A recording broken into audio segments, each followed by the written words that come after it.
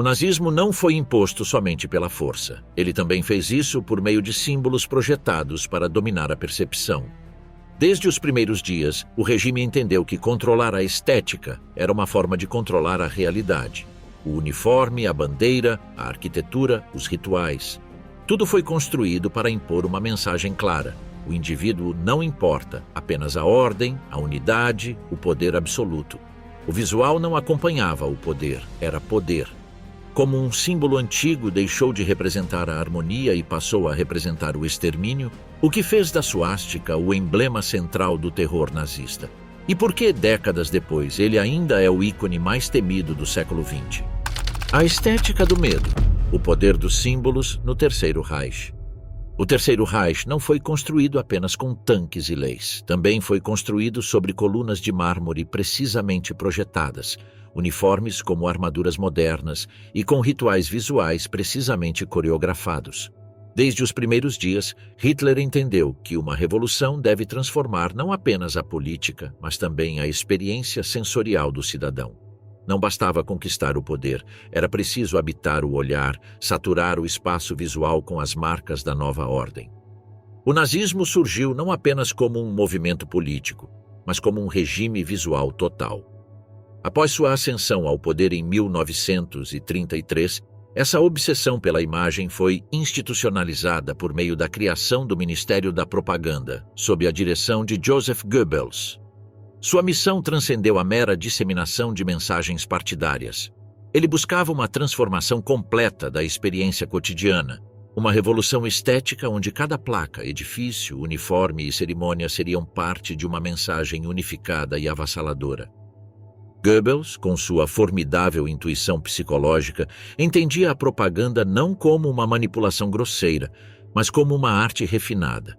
A propaganda mais eficaz, argumentou ele, não é aquela que é percebida como tal, mas aquela que inadvertidamente se infiltra na consciência coletiva. Para conseguir isso, o regime nazista investiu recursos colossais na criação de um universo simbólico coerente e onipresente. As ruas alemãs logo foram inundadas por uma maré de vermelho, branco e preto, as cores do partido, que não foram escolhidas aleatoriamente. O vermelho evocava sangue e revolução, branco, pureza racial, preto, morte e determinação. De bandeiras a documentos oficiais, essa tríade cromática permeava cada canto do espaço público, lembrando constantemente aos cidadãos sob cujo poder eles viviam. Para Hitler, o cinema era a ferramenta de propaganda mais poderosa. Sob a direção de Leni Riefenstahl, filmes como O Triunfo da Vontade transformaram congressos partidários em espetáculos quase religiosos. As massas marcharam com precisão matemática, bandeiras tremulavam em perfeita sincronia e o Führer emergiu entre colunas de luz como uma figura messiânica. Mas essa teatralidade não se limitou ao celuloide. Na vida real, milhares de pessoas participaram de desfiles e formações cuidadosamente ensaiadas, onde cada gesto, cada música e cada saudação contribuía para um ritual coletivo que anulava o indivíduo e exaltava o líder. A arquitetura nazista, dirigida principalmente por Albert Speer, buscava uma monumentalidade avassaladora. Os edifícios não foram projetados apenas para sua função imediata, mas para dominar psicologicamente o observador e projetar uma sensação de eternidade. Hitler, obcecado pelos vestígios da Roma antiga, aspirava a criar estruturas que, mesmo como ruínas, impressionassem as gerações futuras. A escala sobre-humana de projetos como a nova chancelaria do Reich ou o Zeppelinfeld de Nuremberg não tinha a ver com conforto ou eficiência, mas sim com a subjugação emocional do indivíduo ao poder do Estado. O Zeppelinfeld, com sua arquibancada monumental coroada por uma suástica colossal, não era apenas um estádio para eventos políticos. Era um espaço sacramental onde milhares de cidadãos participavam de uma liturgia secular. Lá, Speer também concebeu sua Catedral da Luz, 130 poderosos holofotes antiaéreos projetados verticalmente no céu noturno, criando colunas de luz que se erguiam por vários quilômetros. Essa arquitetura imaterial, esse templo de luz, provocava uma experiência quase religiosa de admiração nos presentes. Os uniformes projetados para os vários ramos do partido e do exército transcenderam sua função prática para se tornarem dispositivos de transformação psicológica. O preto profundo da SS, com sua insígnia prateada e simbolismo rúnico, criava uma presença ameaçadora e misteriosa. Esses uniformes, muitos fabricados pela empresa Hugo Boss, transformaram homens comuns em representações vivas do terror organizado. O uniforme não apenas identificava, transformou seu usuário em uma engrenagem estética no sistema. O próprio Hitler entendia o valor de sua própria imagem como centro do culto estético. Nada em sua aparição pública foi deixado ao acaso. A iluminação que realçava a intensidade de seu olhar, os ângulos fotográficos que ampliavam sua presença, a teatralidade de suas entradas públicas. Por meio de milhões de fotografias, cartazes e filmes, sua figura se tornou um elemento visual constante na vida de todos os alemães. Seu retrato presidia escolas, escritórios, estações de trem, praças públicas, uma onipresença visual que reforçava a sensação de um líder que tudo vê. O regime nazista entendeu, como poucos antes dele, que o controle dos símbolos precede o controle das pessoas. A ocupação física dos territórios sempre foi precedida por uma ocupação visual do espaço e da consciência. Cada desfile, cada cartaz, cada uniforme e cada emblema constituíam pequenas conquistas sensoriais que preparavam o terreno para conquistas militares posteriores. A suástica, do sol espiritual, a máquina de extermínio. O símbolo mais reconhecível do século XX não nasceu nas pranchetas de Berlim ou nas mentes febris dos propagandistas nazistas. Milhares de anos antes que a humanidade conhecesse os horrores de Auschwitz, a suástica brilhava em templos hindus, decorava a cerâmica grega e adornava vestimentas cerimoniais em culturas tão distantes quanto as tribos nativas americanas e os antigos celtas europeus. A história da suástica revela uma das transformações simbólicas mais dramáticas já registradas. Como um antigo emblema de boa sorte, energia solar e harmonia cósmica, acabou se tornando a marca visual do extermínio organizado. As primeiras aparições documentadas da suástica datam de pelo menos 3.000 anos antes de Cristo, em achados arqueológicos da civilização do Vale do Indo. Lá, gravado em selos e amuletos, representava energia solar, fertilidade e proteção divina. O termo suástica é derivado do sânscrito, combinando os conceitos de su, bom, e asti, ser, para formar uma palavra que significa literalmente bem-estar ou boa sorte. Na Índia, a suástica tem status sagrado em diversas tradições religiosas há milênios. Os hindus o associam a Ganesha, deus da sabedoria e da prosperidade, pintando-o nas entradas de casas e templos como um convite às energias positivas. No budismo, as pegadas de Buda são frequentemente representadas com suásticas, simbolizando a roda da doutrina em constante movimento. Para os jainistas, é um dos símbolos mais sagrados, representando os diferentes estágios da alma em seu caminho para a libertação. Enquanto na Ásia a suástica floresceu como um símbolo espiritual, ela também surgiu independentemente nas culturas europeia, africana e americana. Os antigos gregos o incorporaram em mosaicos e moedas, apareceu em cemitérios etruscos e em objetos decorativos romanos. As tribos germânicas e nórdicas o associavam a Thor e seu martelo, como um símbolo de proteção e poder. Na América, povos como os navajos e os hopis incorporaram-no aos seus cobertores e cerâmicas cerimoniais, ligando-o aos 4 ventos ou às 4 direções cardeais.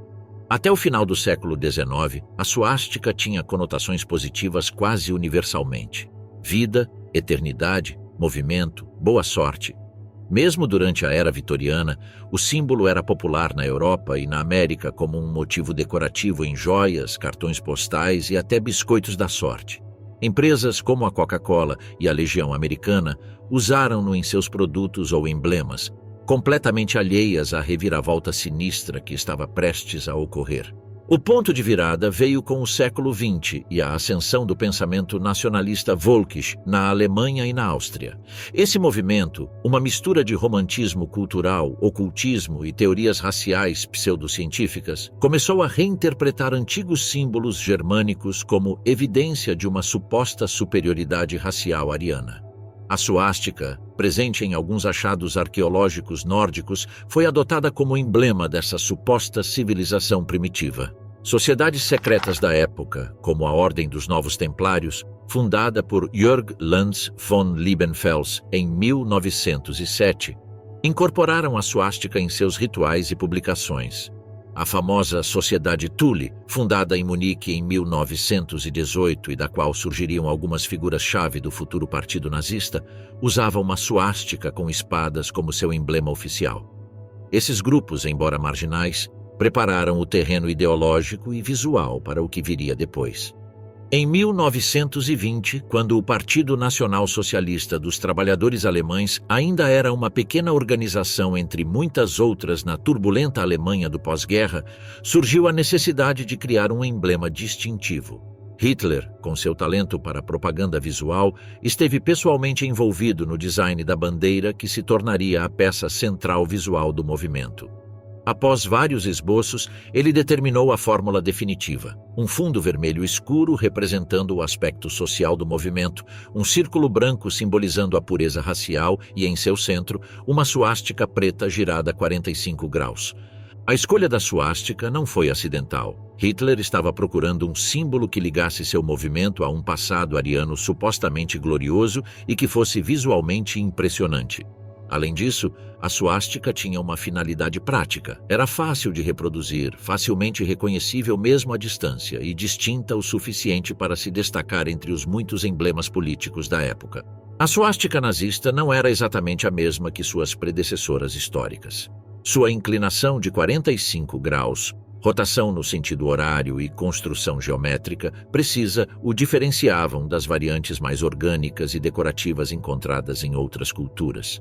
Essa estilização gráfica refletia a mentalidade mecânica e ordenada do movimento que representava. Não era mais um símbolo de harmonia cósmica, mas uma engrenagem visual na maquinaria da dominação. Após a tomada do poder em 1933, a suástica deixou de ser um símbolo partidário e se tornou um emblema onipresente do Estado. Ela foi declarada a bandeira nacional oficial e foi colocada em prédios públicos, moedas, uniformes, livros escolares, documentos oficiais e nas mangas de todos os soldados que marcharam pela Europa. Mas a invasão não parou por aí. Ela também penetrou na vida doméstica. Rádios, utensílios de mesa, joias, relógios e brinquedos exibiam sua imagem.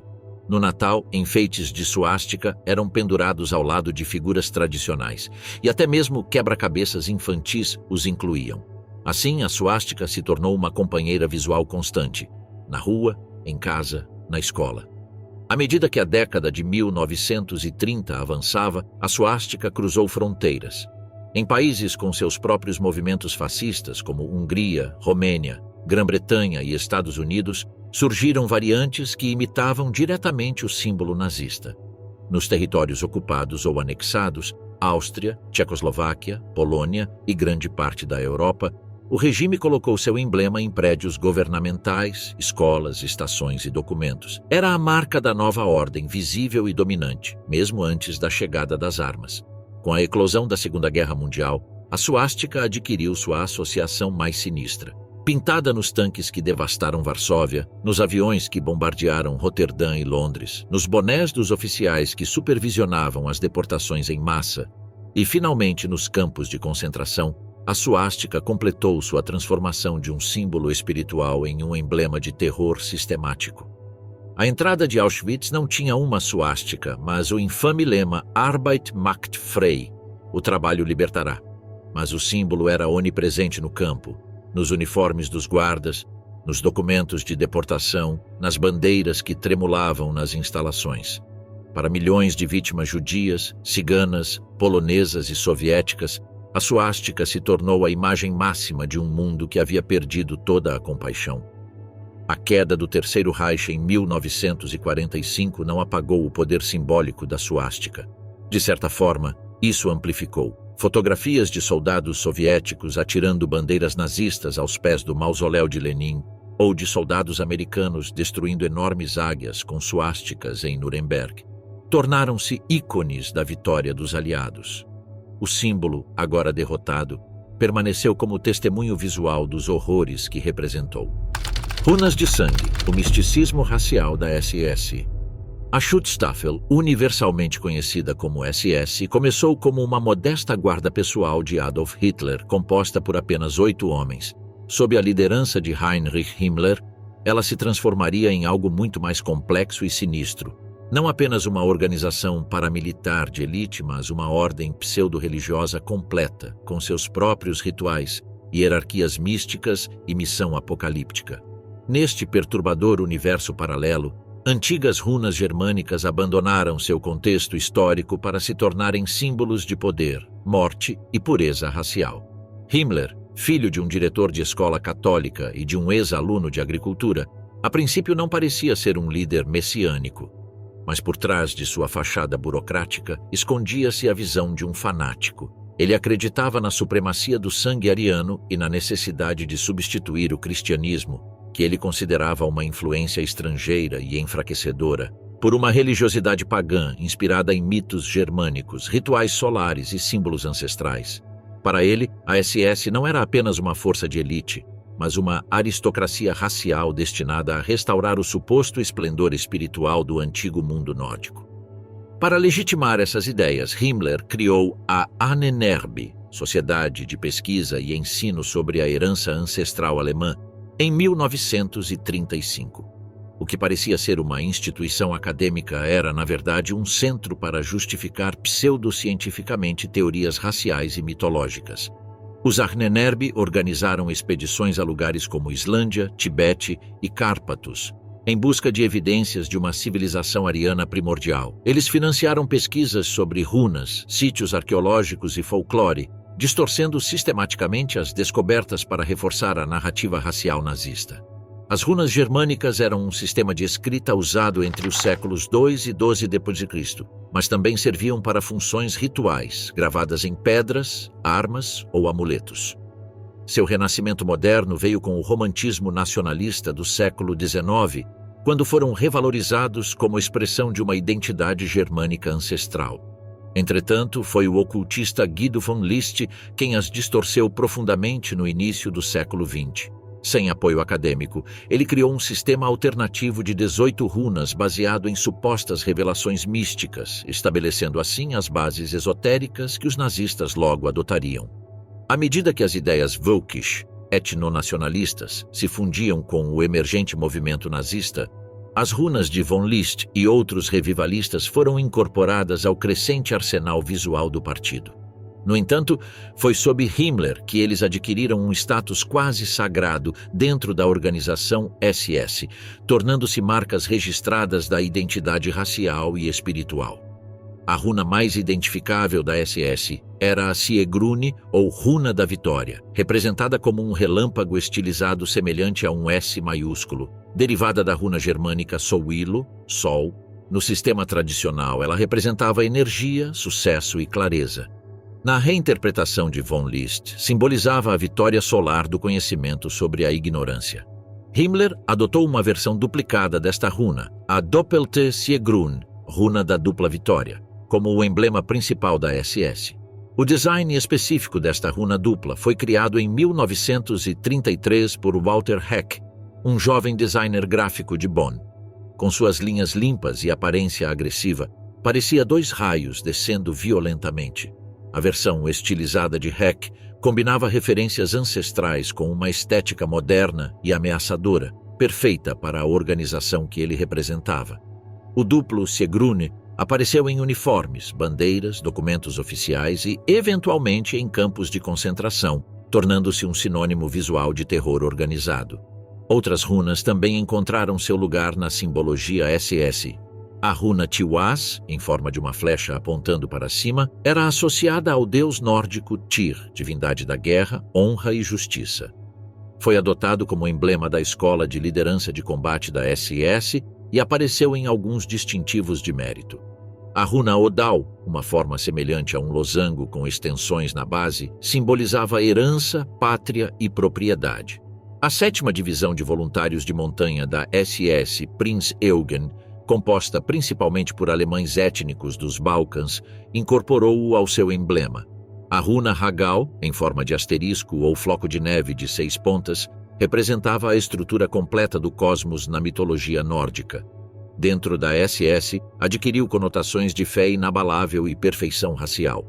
A runa Eiwaz, uma forma semelhante a um I maiúsculo com um traço central, associada ao teixo, uma árvore ligada à morte e à imortalidade nas tradições germânicas, era usada em rituais funerários da SS. Em 1934, Himmler adquiriu o castelo de Wewelsburg, uma fortaleza do século XVII que ele remodelou com fundos estatais para se tornar o centro espiritual da SS. Sua visão era clara, uma ordem mística com seu próprio Vaticano pagão. No salão principal, ele mandou construir uma mesa redonda de carvalho, cercada por 12 cadeiras, evocando lendas arturianas.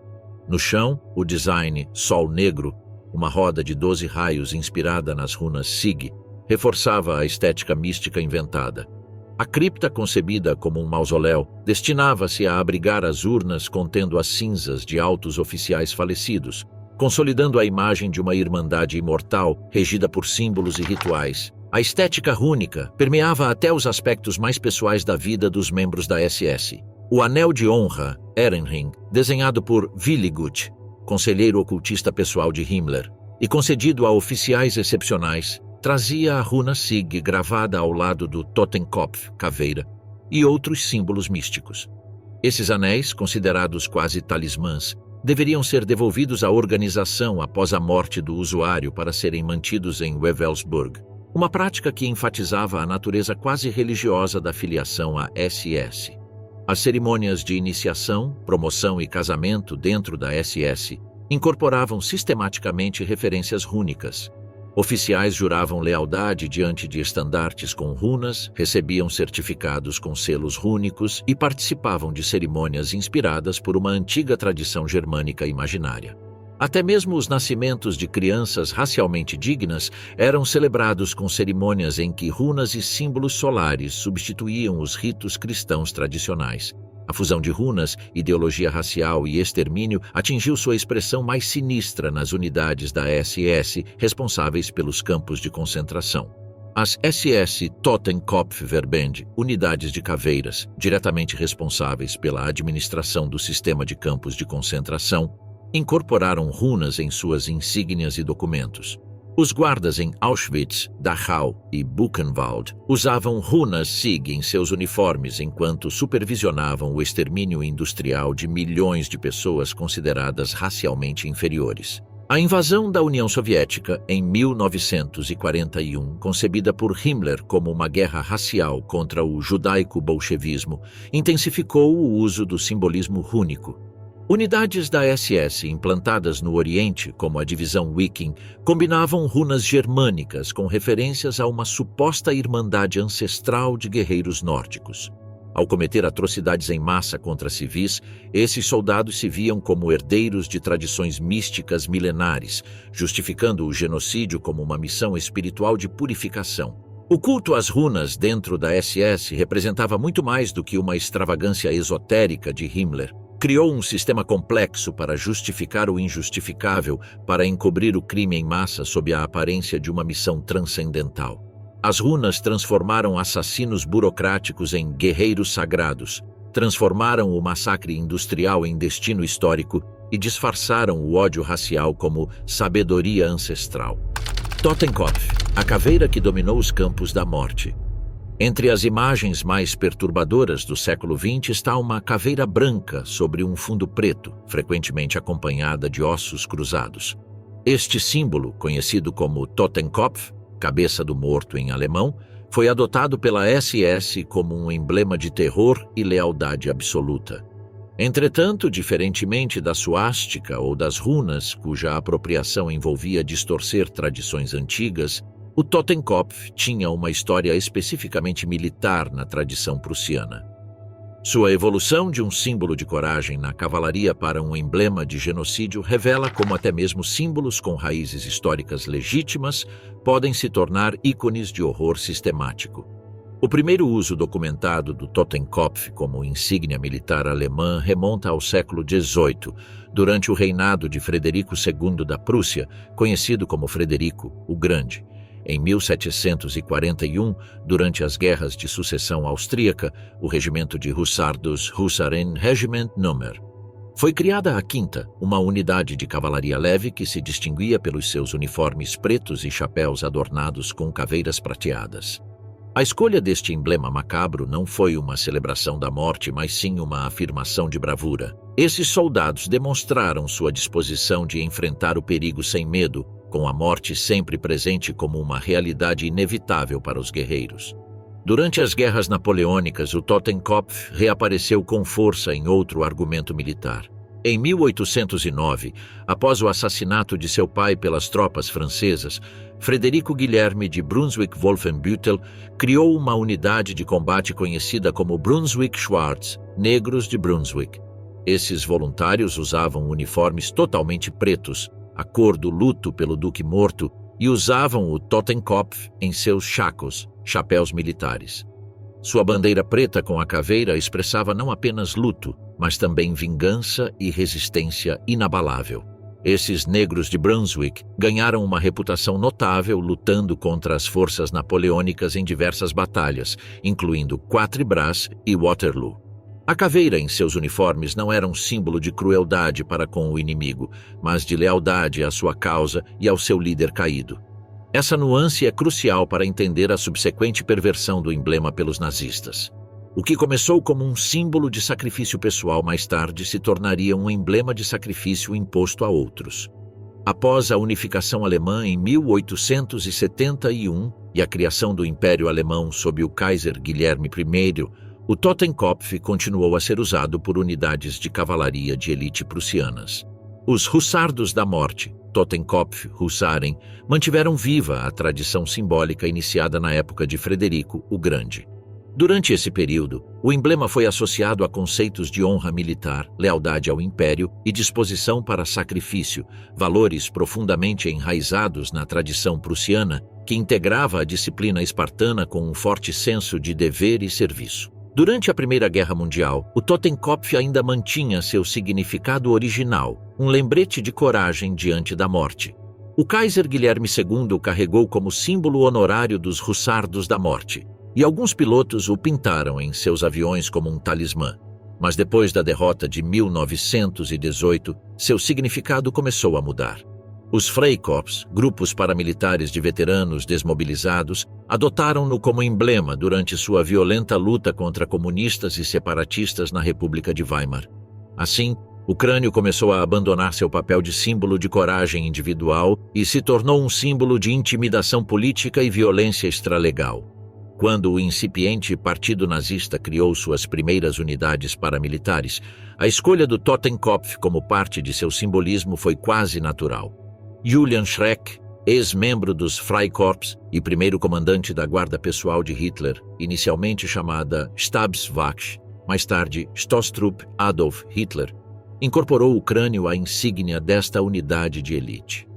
Essa apropriação conectou visualmente o jovem movimento nazista com a tradição militar prussiana, dando-lhe uma aura de legitimidade e disciplina históricas. A formalização da SS em 1925 sob Heinrich Himmler consolidou o uso do Totenkopf como símbolo distintivo da organização. Ela aparecia com destaque nos capes dos oficiais, logo abaixo da águia imperial, criando uma dualidade visual entre o Estado, representado pela águia, e a morte, simbolizada pela caveira. Para Himmler, obcecado em criar uma espécie de ordem cavalheiresca moderna, o Totenkopf representava muito mais do que intimidação. Ele evocava a suposta disposição do membro da SS de morrer pelo Führer e pelo partido, bem como sua libertação de qualquer restrição moral ou humana diante dos inimigos do Reich. O ano de 1939 marcou uma virada na história da Totenkopf com a criação formal da 3ª Divisão Panzer SS Totenkopf. Esta unidade de combate, inicialmente recrutada entre guardas de campos de concentração, era comandada por Theodor Eicke, antigo diretor do campo de Dachau e arquiteto do sistema de campos de concentração nazista. A divisão Totenkopf, que exibia com destaque o emblema macabro em seus estandartes e uniformes, se destacaria por seu fanatismo e brutalidade, especialmente na frente oriental, onde cometeu inúmeros crimes de guerra contra civis e prisioneiros. No coração do sistema de campos de concentração, as SS Totenkopfverbände, unidades caveira morta, administravam o maquinário de extermínio. Seus membros carregavam o Totenkopf não como um símbolo de coragem diante do perigo, mas como um emblema de domínio absoluto sobre a vida dos outros. O crânio, antes associado ao sacrifício do guerreiro, agora marcava os perpetradores do genocídio. Em campos como Auschwitz, Treblinka e Sobibor, sua presença nos uniformes se tornou uma imagem reconhecível de terror. Para milhões de prisioneiros, apenas ver aquilo foi o suficiente para entender que a morte não era uma opção, era o protocolo. O anel de honra da SS, concedido pessoalmente por Himmler a oficiais de destaque, incorporava o Totenkopf junto com runas e outros símbolos esotéricos. Este objeto, considerado quase uma relíquia dentro da organização, deveria ser devolvido após a morte do portador para ser guardado no castelo de Wewelsburg, o centro ritual da SS. A combinação do Totenkopf com símbolos rúnicos neste anel exemplifica a fusão ideológica da tradição militar prussiana e o misticismo racial característico da visão de mundo de Himmler. À medida que a guerra avançava e o regime nazista intensificava sua política de extermínio, o Totenkopf se estabeleceu como um símbolo de terror dentro e fora da Alemanha. Nos territórios ocupados, unidades com a caveira em sua insígnia realizaram operações antipartidárias, que frequentemente envolviam massacres indiscriminados de civis. A divisão Totenkopf e outras unidades da SS que ostentavam o emblema macabro deixaram um rastro de destruição da França aos Balcãs, da Noruega à Ucrânia. Ao contrário de outros símbolos nazistas, como a suástica, cujo design específico foi criado pelo regime, o Totenkopf manteve essencialmente sua forma tradicional. O que mudou radicalmente foi seu significado. A transformação do emblema reflete a metamorfose do próprio nacionalsocialismo, um movimento que começou se apropriando de símbolos patrióticos tradicionais e terminou pervertendo completamente seu significado original, transformando-os em marcas registradas de um regime genocida. Essa continuidade visual entre a tradição militar prussiana e o aparato de extermínio nazista ajudou a normalizar o extremo, vestindo o novo com o traje do antigo e respeitável. Para muitos alemães, ver o Totenkopf em uniformes oficiais não foi chocante, justamente porque o símbolo tinha uma longa história na tradição militar nacional. Mas o que mudou, sutilmente no início e depois drasticamente, foi tudo o que o símbolo representava. A falsa Roma, a origem inventada da saudação nazista. O braço direito estendido para a frente, rígido, ligeiramente levantado, com a palma aberta voltada para baixo. Um gesto simples que se tornou um dos símbolos mais reconhecidos do século XX. A saudação a Hitler, ou saudação nazista, geralmente acompanhada da exclamação Heil Hitler, tornou-se um ato diário, obrigatório e público de lealdade ao regime durante o Terceiro Reich. No entanto, ao contrário do que muitos acreditam, esse gesto não tem origem na Roma antiga. Sua história revela uma mistura surpreendente de falsificação histórica, influência da arte neoclássica, reinvenção teatral e apropriação política, culminando em uma das ferramentas mais eficazes de controle totalitário. A imagem do braço estendido cumprimentando como um costume romano é uma invenção moderna. Embora o cinema, a televisão e a literatura popular o tenham retratado durante décadas como um gesto autêntico da Roma antiga, não há evidências arqueológicas ou textuais que sustentem isso. Fontes clássicas como o Suetônio, Tácito ou os relevos na coluna de Trajano não mostram nada semelhante. Os romanos cumprimentavam com apertos de mão, acenos ou fórmulas verbais, mas não com o braço levantado no estilo nazista. A origem visual desse mal-entendido histórico pode ser rastreada até o século XVIII, no auge do neoclassicismo europeu. Em 1784, o pintor francês Jacques-Louis David apresentou sua obra-prima O Juramento dos Horácios, uma pintura monumental retratando 3 irmãos romanos jurando lealdade ao pai antes de se envolverem em um duelo contra os irmãos Curiáceos. Nesta pintura, os Horácios estendem os braços em direção ao pai, que segura as espadas. Este gesto, concebido por David como uma expressão dramática de um juramento solene, não como uma saudação, capturou perfeitamente o espírito neoclássico com sua ênfase na virtude republicana, no sacrifício patriótico e na estética austera. O impacto visual da obra foi tão poderoso que influenciou profundamente o imaginário popular sobre como os antigos romanos deveriam se comportar. O que era uma licença artística começou a ser interpretado como reconstrução histórica. Durante o século XIX, essa percepção equivocada se espalhou para o teatro e a ópera. Apresentações de obras clássicas incorporavam o gesto do braço estendido como parte da caracterização de personagens romanos. Compositores como Richard Wagner incluíram instruções específicas para que os artistas de seus dramas germânicos e nórdicos usassem gestos semelhantes, fundindo a estética neoclássica com o renascimento mitológico germânico. O cinema, meio de comunicação nascente no início do século XX, cristalizou definitivamente essa falsificação histórica. Em 1914, o diretor italiano Giovanni Pastrone estreou Cabiria, uma produção espetacular sobre as guerras púnicas. O poeta e nacionalista italiano Gabriele D'Annunzio escreveu os intertítulos do filme e provavelmente influenciou o uso generalizado da saudação romana entre os personagens. D'Annunzio, uma figura crucial na conexão entre arte e política fascista, ficou fascinado por esse gesto dramático. Quando liderou a ocupação da cidade de Fiume, atual Rijeka, Croácia, com um grupo de voluntários nacionalistas em 1919, ele introduziu a saudação com os braços estendidos como um ritual político. Ele a chamou de saudação romana e a apresentou como uma recuperação de uma gloriosa tradição imperial. Seus seguidores, vestidos com camisas pretas, usavam-na como um sinal de pertencimento ao movimento e lealdade ao seu líder. Benito Mussolini, admirador de D'Annunzio e observador atento de suas técnicas de mobilização, adotou a saudação para seu emergente movimento fascista após a Marcha sobre Roma em 1922. O regime fascista italiano institucionalizou oficialmente a saudação romana como sua saudação nacional em dezembro de 1923. Para Mussolini, o gesto simbolizava a continuidade histórica entre a Itália moderna e o antigo Império Romano, legitimando visualmente suas ambições imperialistas e seu culto à romanidade.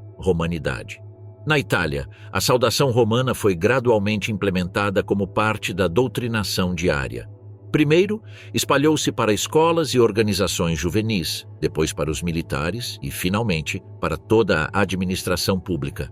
Em 1925, qualquer funcionário que se recusasse a usá-lo poderia ser demitido. Fotografias do período mostram Mussolini supervisionando enormes coreografias de braços estendidos em praças e estádios, ilustrando como um simples gesto poderia ser transformado em uma ferramenta de controle visual de massa. O jovem Partido Nacional Socialista dos Trabalhadores Alemães, liderado por Adolf Hitler, acompanhou de perto os sucessos do fascismo italiano. Embora Hitler admirasse elementos do movimento de Mussolini, inicialmente houve alguma resistência em adotar um gesto considerado estrangeiro por alguns círculos nacionalistas alemães. Eles argumentaram que a saudação romana, embora fosse uma invenção moderna, era muito mediterrânea para a tradição germânica. Para neutralizar essa resistência, o vice de Hitler, Rudolf Hess, publicou um artigo no Völkischer Beobachter, jornal oficial do partido, em 1926, alegando falsamente que a saudação já havia sido usada pelo movimento nazista desde seus primeiros dias em 1919, antes mesmo de sua adoção pelos fascistas italianos. Essa fabricação histórica buscou germanizar um gesto de origem italiana, apresentando-o como parte de uma tradição nacionalista indígena. Paralelamente, o ideólogo nazista Alfred Rosenberg desenvolveu uma justificativa pseudo-histórica mais ampla. Segundo sua interpretação, a saudação não era originalmente romana, mas nórdico-germânica, posteriormente adotada pelos romanos. Essa inversão de origem completamente fictícia buscava inserir o gesto na narrativa racial do nazismo, que colocava os povos nórdicos como a fonte de toda civilização superior. Depois que Hitler chegou ao poder em 1933, a saudação nazista foi declarada um gesto oficial de Estado. A lei do serviço civil exigia que todos os funcionários públicos a utilizassem, e ela logo foi imposta em escolas, escritórios, cerimônias e até mesmo no exército, onde substituiu a tradicional saudação militar. O que começou como um sinal partidário tornou-se um ritual onipresente. Os cidadãos eram forçados a repeti-lo dezenas de vezes por dia, criando uma coreografia nacional em que cada braço levantado era uma declaração pública de lealdade ao regime, ou pelo menos um sinal obrigatório de obediência. As consequências de se recusar a fazer a saudação podem ser sérias. Embora a lei não especifique oficialmente punições específicas, na prática, a abstenção pode ser interpretada como deslealdade ou resistência passiva. Relatos de falha em fazer a saudação corretamente podem resultar em interrogatório pela Gestapo, perda de emprego, exclusão social ou até mesmo internação em campos de concentração, especialmente se a recusa for percebida como politicamente motivada. Alguns grupos inicialmente desfrutaram de exceções. Veteranos de guerra com braços amputados estavam obviamente isentos e podiam usar saudações verbais. Membros de igrejas, particularmente católicos, podem, em alguns contextos, usar saudações religiosas alternativas, como Grüß Gott, saudações a Deus.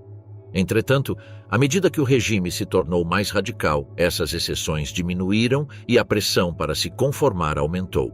A coreografia de massa da saudação atingiu seu ápice nos principais eventos do regime nazista, particularmente nos comícios de Nuremberg. Meticulosamente filmados por Leni Riefenstahl em filmes como O Triunfo da Vontade, 1935. Esses eventos retrataram centenas de milhares de participantes estendendo os braços em uníssono na chegada de Hitler. O impacto visual dessas florestas de armas, como um observador as descreveu, criou uma imagem poderosa de unanimidade e devoção absoluta ao Führer.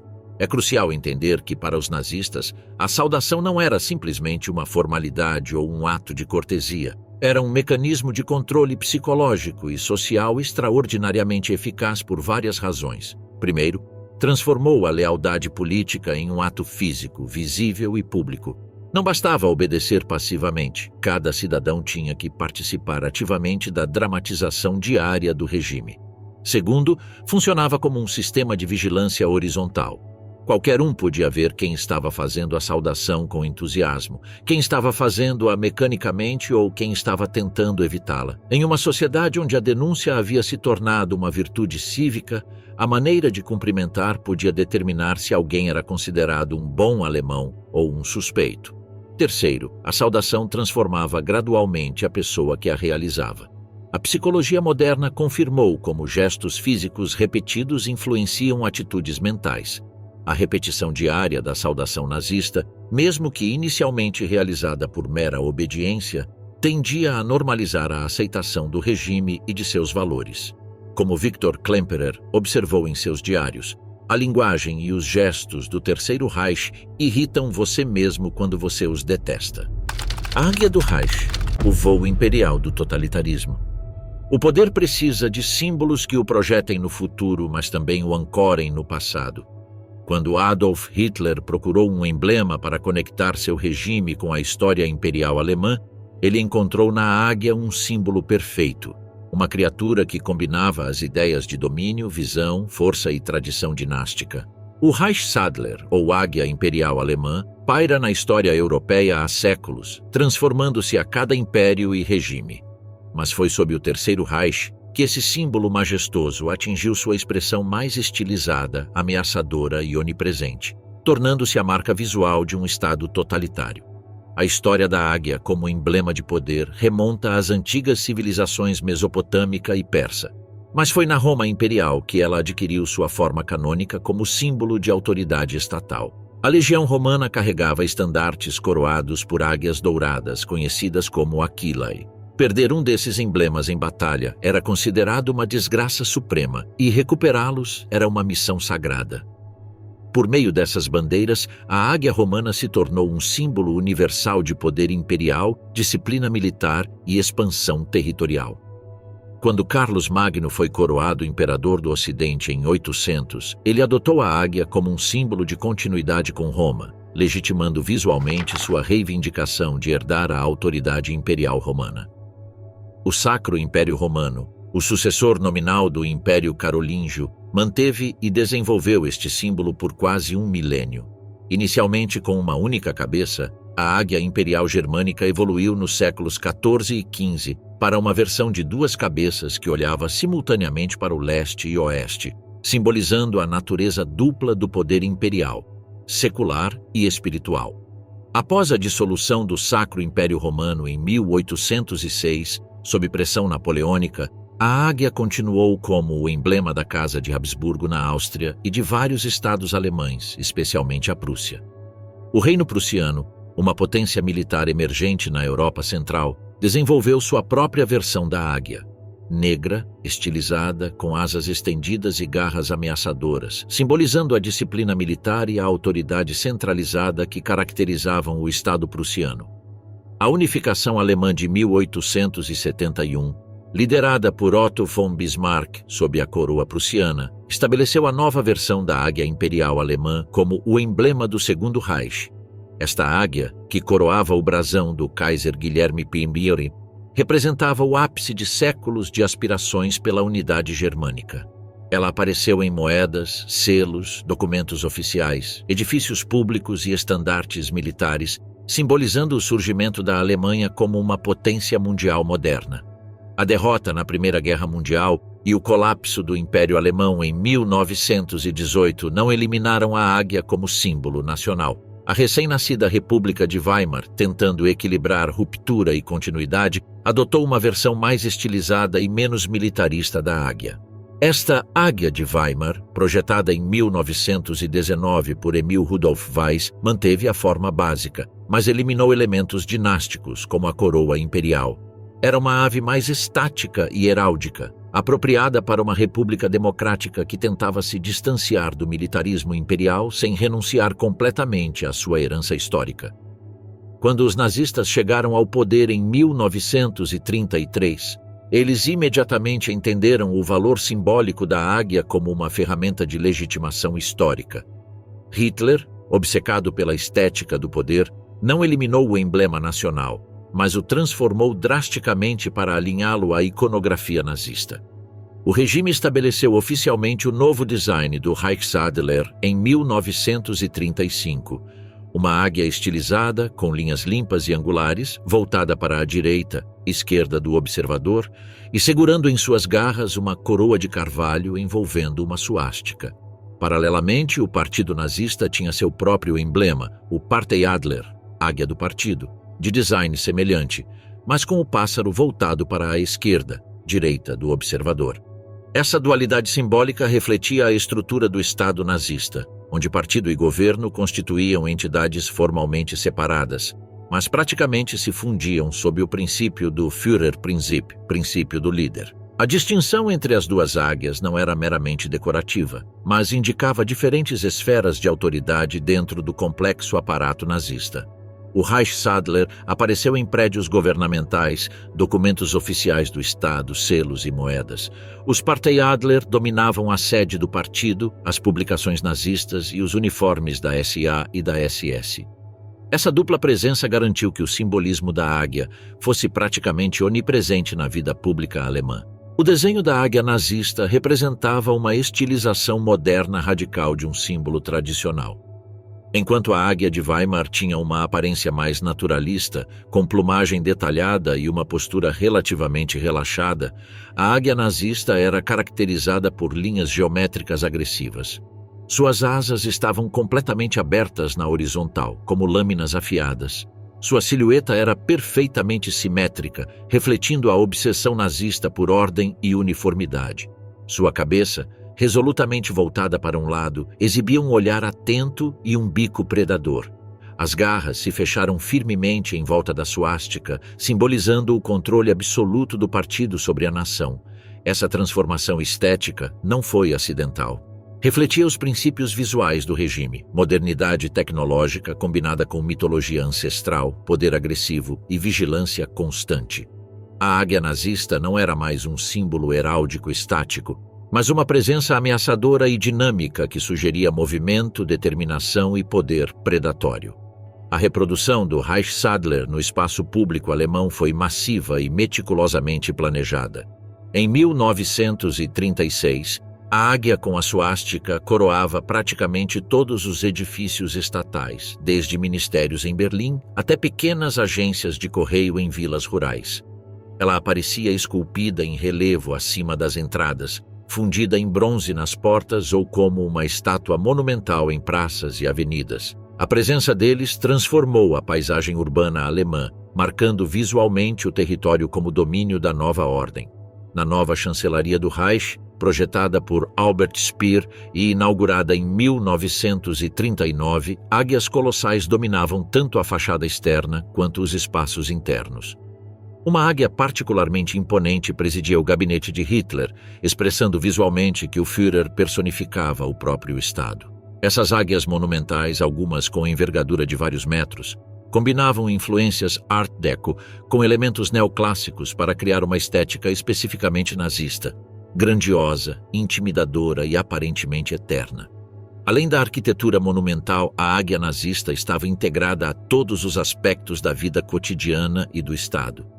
Ela apareceu em moedas e notas do Reichsmark, selos postais, carteiras de identidade, licenças e certificados oficiais, garantindo que cada ato administrativo tivesse o selo visual do regime. No campo militar, adornava os uniformes da Wehrmacht, da Luftwaffe, da Kriegsmarine e da SS, bordado no peito ou ladeando a suástica nos braços. Mesmo nas casas, o símbolo se infiltrava em vasos, relógios, tapeçarias e itens decorativos, estendendo a presença do estado dos campos de batalha para a sala de estar da família. Documentos legais e oficiais usavam a águia como um selo de autoridade. De decretos assinados por Hitler a simples autorizações municipais, o papel timbrado do Reichsadler transformou-se em uma expressão direta do poder estatal. Nos tribunais, águias monumentais presidiam as câmaras, um lembrete de que a justiça havia deixado de ser independente e se tornado um instrumento do regime. As frases começavam invocando o povo alemão, mas eram visualmente presididas pela águia, a verdadeira fonte de autoridade. Imagens de propaganda frequentemente exploravam o simbolismo da águia. Em cartazes de recrutamento para as Forças Armadas, a águia aparecia como uma guardiã protetora. Na propaganda antissemita, ele foi transformado em um predador vigilante. Nas comemorações de vitórias militares, simbolizava a expansão imperial. A versatilidade do emblema permitiu que ele fosse adaptado a diversas mensagens, mantendo a continuidade visual do regime. Talvez onde o poder cenográfico da águia fosse mais evidente, fosse nos grandes eventos de massa do nazismo. Durante os congressos de Nuremberg, águias monumentais coroavam a plataforma principal de onde Hitler fazia seus discursos. No Zeppelinfeld, águias douradas segurando suásticas cobriam colunas de luz projetadas no céu noturno. O efeito teatral foi calculado. O Führer falou literalmente sob as asas do Império, como uma expressão humana de autoridade sobre-humana. A ocupação de territórios europeus pelas forças alemãs sempre incluiu a instalação visível do Reichsadler em edifícios administrativos. Em Paris, Praga, Varsóvia, Oslo, Bruxelas e outras capitais ocupadas, a águia nazista foi erguida sobre prédios governamentais como uma marca física de dominação. Essas águias de ocupação simbolizavam não apenas o controle militar, mas também a imposição de uma nova ordem continental sob a hegemonia alemã. A instalação do emblema constituiu um ato quase ritual de apropriação territorial. O legado proibido, o legado amaldiçoado dos símbolos nazistas. Na manhã de 9 de maio de 1945, os cidadãos de Berlim acordaram em um mundo transformado. O Terceiro Reich, que prometia durar 1000 anos, entrou em colapso em apenas 12. Em meio aos escombros da capital bombardeada, milhares de bandeiras vermelhas com suásticas, águias imperiais, estandartes da SS e braçadeiras com símbolos nazistas queimavam em fogueiras improvisadas. A população, por sobrevivência ou convicção, eliminou febrilmente as marcas visuais do regime caído. Assim começou um dos processos mais complexos da história contemporânea. A gestão de um legado simbólico tóxico, a determinação do que fazer com emblemas que, em poucas décadas, adquiriram associações tão poderosas que sua simples visão provocava horror. Mais de 80 anos depois, esse processo continua. Os símbolos do nazismo não desapareceram com a queda do regime que os levou ao poder. Eles sobrevivem em ambientes educacionais e museológicos, mas também em manifestações neonazistas, em códigos digitais criptografados e em práticas culturais e religiosas contraditórias. Sua persistência levanta questões fundamentais sobre memória histórica, liberdade de expressão identidade cultural e o poder duradouro dos símbolos de agitar emoções e mobilizar ideologias muito depois da morte de seus criadores. Imediatamente após a rendição alemã, as potências ocupantes iniciaram um processo radical de desnazificação simbólica. A diretiva do Conselho de Controle Aliado de 30 de maio de 1946 ordenou a remoção de monumentos militares, museus de guerra, estátuas nazistas e quaisquer símbolos associados ao regime.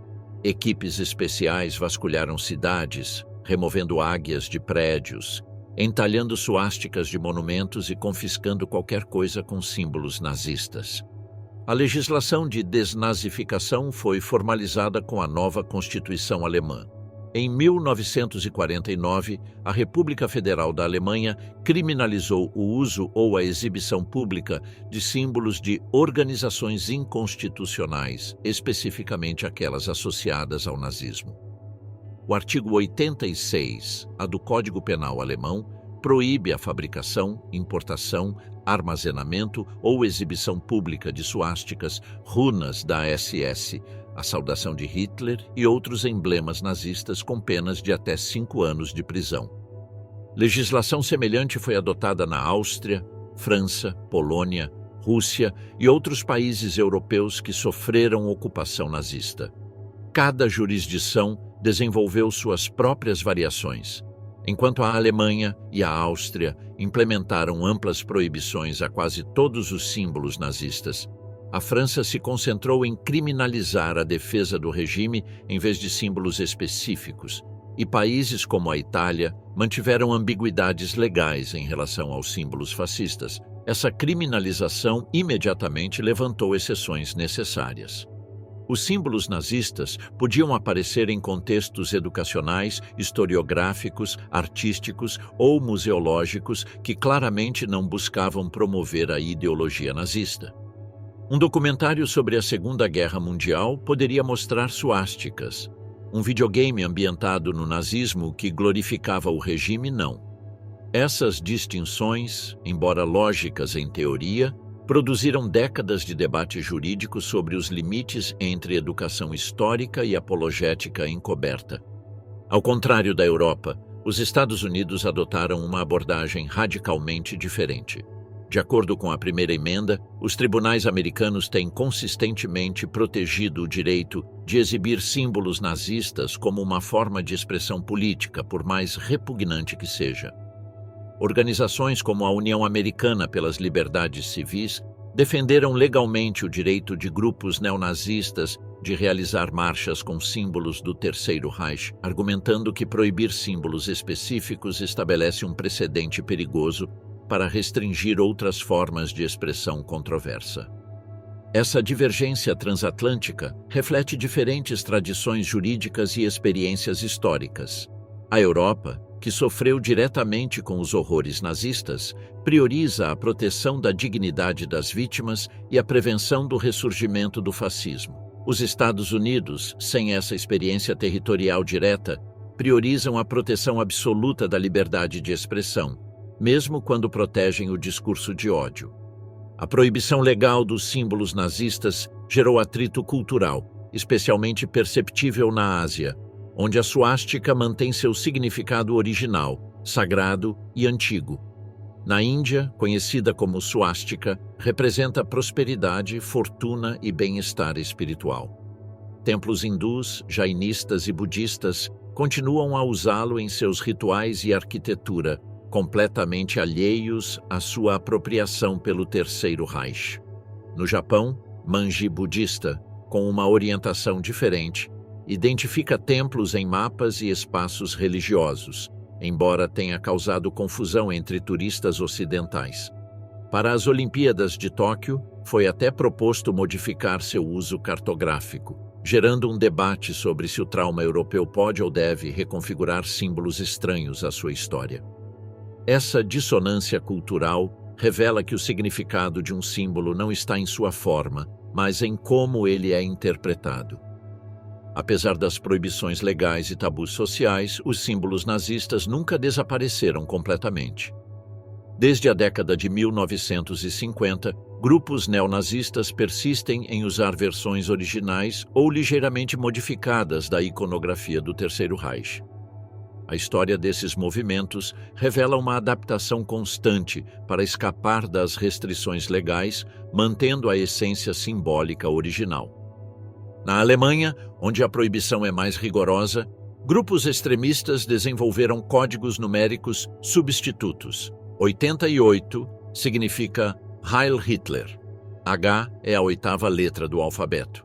18 codifica as iniciais de Adolf Hitler. O Sigrun SS se transforma sutilmente para escapar de processos legais. A suástica é estilizada ou camuflada em desenhos mais complexos que mantém a essência visual sem incorrer em ilegalidade técnica. A internet complicou muito a regulamentação desses símbolos. Fóruns anônimos, aplicativos de mensagens criptografadas e mídias sociais permitem a circulação global da iconografia nazista, mesmo em jurisdições onde ela é proibida. Memes e estética irônica pós-moderna muitas vezes confundem a linha entre uso satírico e promoção ideológica, criando áreas cinzentas difíceis de regular. A natureza transnacional das comunicações digitais cria conflitos entre diferentes estruturas legais nacionais, com materiais legais nos Estados Unidos, mas proibidos na Alemanha. Alguns grupos extremistas abandonaram estrategicamente o simbolismo nazista clássico e excessivamente estigmatizado, substituindo-o por emblemas menos conhecidos. Bandeiras confederadas americanas, cruzes celtas, o martelo de Thor, ou outros símbolos de identidade branca não diretamente associados ao nazismo. Essa migração simbólica busca manter a essência ideológica, evitando a rejeição imediata provocada pelos símbolos tradicionalmente nazistas. As escolas alemãs desenvolveram um modelo intermediário. Símbolos nazistas aparecem em livros didáticos de história, mas sua reprodução pelos alunos é proibida. Os professores podem exibir documentários com suásticas como material educacional, mas os alunos não estão autorizados a desenhá-las, mesmo em filmes de época. Este equilíbrio busca educar sobre símbolos sem normalizar seu uso ativo. A mídia digital acrescentou novas dimensões ao debate. Plataformas como Facebook, YouTube e Twitter implementaram políticas que proíbem conteúdo que promova ideologias nazistas, incluindo símbolos nazistas. No entanto, algoritmos de moderação automatizados muitas vezes não conseguem distinguir entre usos educacionais, históricos ou promocionais, levando a remoções controversas de conteúdo legítimo. Os videogames ambientados na Segunda Guerra Mundial enfrentam dilemas específicos. Títulos como a série Call of Duty e Wolfenstein precisam navegar entre a precisão histórica e as restrições legais nos mercados europeus. Muitos desenvolvedores criam versões específicas para a Alemanha e a Áustria, onde as suásticas são substituídas por símbolos alternativos, gerando debates sobre censura e autenticidade histórica. O cinema e a televisão lidam com esses símbolos com extrema cautela. Produções como A Queda, 2004, ou Jojo Rabbit, 2019, incluem abundante simbolismo nazista por necessidade narrativa, mas seu uso é meticulosamente controlado para evitar qualquer estilização atraente. Documentários históricos podem apresentar material original, mas geralmente com avisos prévios e contextualização constante. Depois de 8 décadas, os símbolos do nazismo continuam provocando reações viscerais. Seu poder de provocar horror, indignação ou, em casos perturbadores, fascínio, permanece intacto. Essa durabilidade levanta questões profundas sobre a própria natureza dos símbolos. Como desenhos geométricos simples podem acumular tamanha carga emocional que sua simples visão desencadeia respostas tão intensas gerações depois.